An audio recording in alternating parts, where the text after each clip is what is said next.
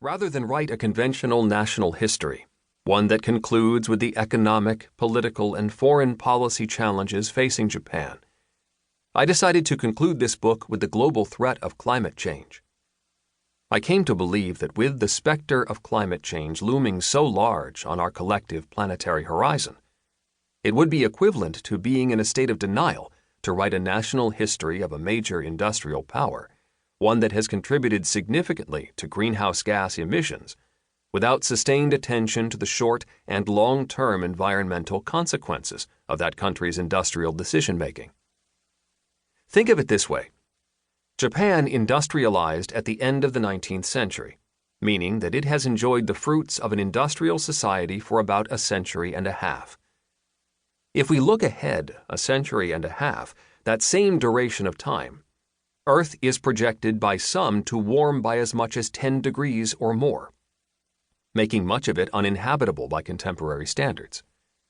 Suddenly, in the Anthropocene, geologic time has accelerated.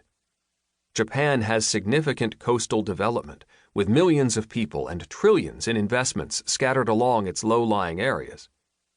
In a century and a half, Japan will be a very different place than it is today, with much of those low-lying areas submerged or routinely flooded by storm surges and tsunami.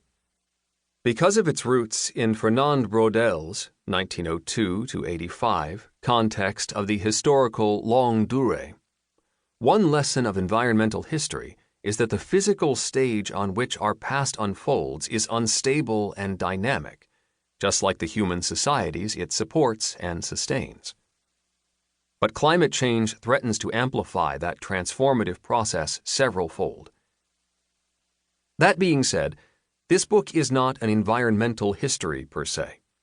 Rather, this book is what I imagine history should look like in the 21st century, as ice sheets and glaciers melt and sea levels and storm intensities rise. It is a history written in the Anthropocene. I offer serious consideration of Japanese political, social, and cultural changes because they represent the values that drive Japan's interaction with the world, including the rapid industrialization in the late 19th century. This book blends many different approaches to history: social, gender, cultural, environmental, political, and biographical, in an attempt to tell a more complete story that enables a better understanding of Japan's development. Even though Japan, and a handful of other industrialized nations, must claim the lion's share of greenhouse gas emissions and hence anthropogenic climate change, the burden of Earth's change will be shared globally and by every species, even those traditionally viewed as without histories. Think of it this way. The moose of the greater Yellowstone ecosystem, where I call home, have played virtually no role in Earth's climate change. But as their ecosystem warms and becomes uninhabitable by them, as declining moose numbers around Yellowstone suggest it already is, they will share in the dire consequences.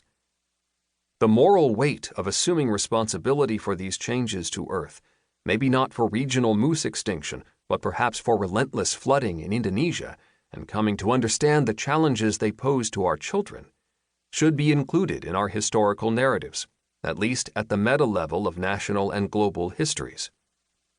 Hence my decision to make environmental change a key part in Japan's story. To do so, I have built this book from the outstanding scholarship of many of my colleagues in Japanese and environmental history. One of the great thrills of writing this book was reviewing and reacquainting myself with much of this scholarship, which was largely collecting dust on my bookshelves. Brett L. Walker, Bozeman, Montana. Introduction. Writing Japanese History. The relevance of Japanese history. To this day, Japan's national ascendancy challenges many assumptions about world history, particularly theories regarding the rise of the West and why, put simply, the modern world looks the way that it does. It was not China's great Qing dynasty, 1644 to 1911, nor India's sprawling Maratha Empire, 1674 to 1818, that confronted the U.S. and European powers during the 19th century.